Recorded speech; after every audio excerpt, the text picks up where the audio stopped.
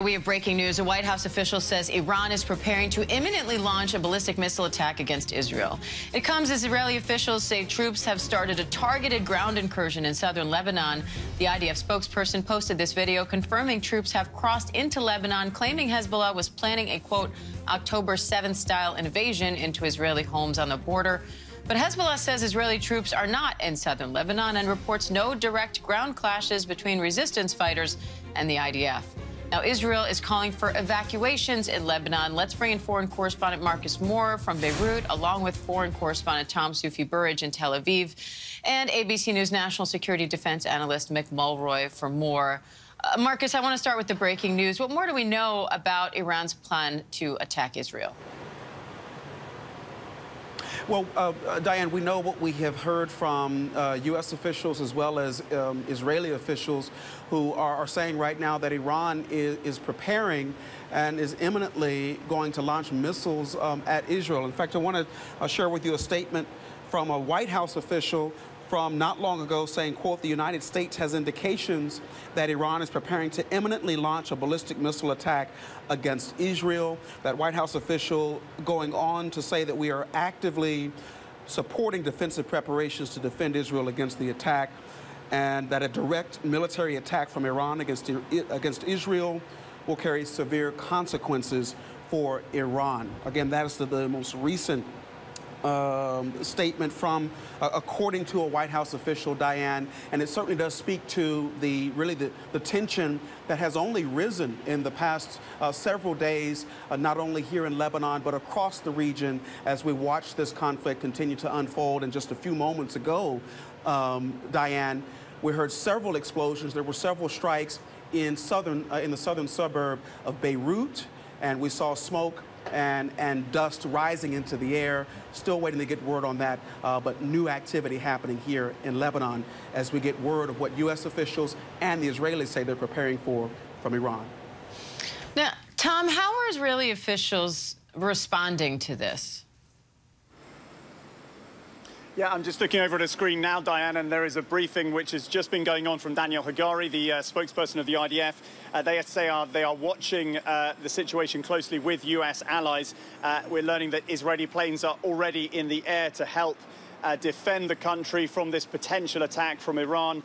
Hagari also saying that any attack will be met with a severe response from Israel. We've also had a statement from Israeli Prime Minister Netanyahu just within the last few minutes. He is talking about Iran's axis of evil, again doubling down on that threat that if Iran does strike Israel, there will be a much more severe response in retaliation from Israel. And he is also reiterating the message we've also heard from the IDF spokesperson just now, that citizens in Israel, people in Israel right now, should heed the warnings that if there is an air raid siren, people need to move to shelters quickly and follow the home front guidelines, which are effectively these emergency guidelines which are in place now across the country. And clearly we're into another very volatile and dangerous situation. Mick, what does it mean for the U.S. if Iran does launch a missile at Israel? And first of all, the United States has very good intelligence, as we saw in April. So this is likely something we're seeing taking place where they're getting their missiles prepared to launch. And that's why I think the U.S. officials have been saying that. But if it happens, of course, the U.S. is going to play a similar role as we did in April, where we send aircraft in and start shooting down these missiles and drones. Hopefully, just like in April, we shoot down a majority of them. It doesn't have a big impact in Israel. But if we don't, and it has a big impact in Israel, that's where the real consideration is, this thing escalating exponentially with Israel attacking directly back substantially in Iran. And Mick, as of now, Iran has been vowing, right, that the assassination of Hezbollah's top leader would not go unanswered. Is this the answer that they have been promising? It could be. They've been probably trying to calculate this so it won't take this into a realm of an all-out regional conflict, something I don't think Iran would like. But they're under a lot of pressure internally and from their proxies to respond after both the leader of Hamas was killed and the leader of Hezbollah was killed, and they haven't essentially responded at all. So this could be the response. Hopefully it is something similar to April, where it's mostly for show and it doesn't have impact in Israel. But we'll have to see if that's what it's calculated to do. And of course, if Israel, the United States and our partners are capable of doing what we did in April and shooting most of these down. Tom, what are you hearing about U.S. forces now going to the region?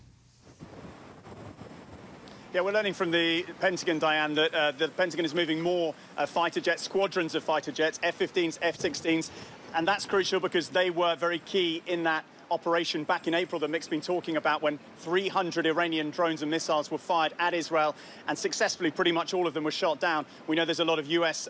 warships, an aircraft carrier strike group in this region, 40,000 U.S. troops stationed around here. So clearly right now, we've been hearing about this in the last few days from Israeli officials too. The Israelis and the Americans at a military level are working hand in hand very closely. I think one big question, if you think about April, whether that can be repeated again, is to what extent are Arab nations like Jordan, potentially the UAE, potentially Saudi Arabia, on board this time around? Back in April, if you believe the reports, they played a very, very vital role in coordinating their radars and picking up the missiles and drones coming in, and therefore the US and other allies shooting these projectiles down.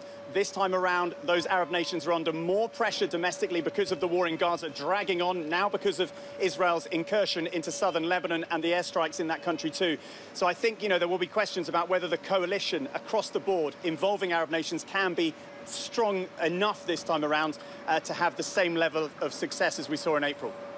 All right, Marcus Moore, Tom Sufi Burridge, Mick Mulroy, thank you.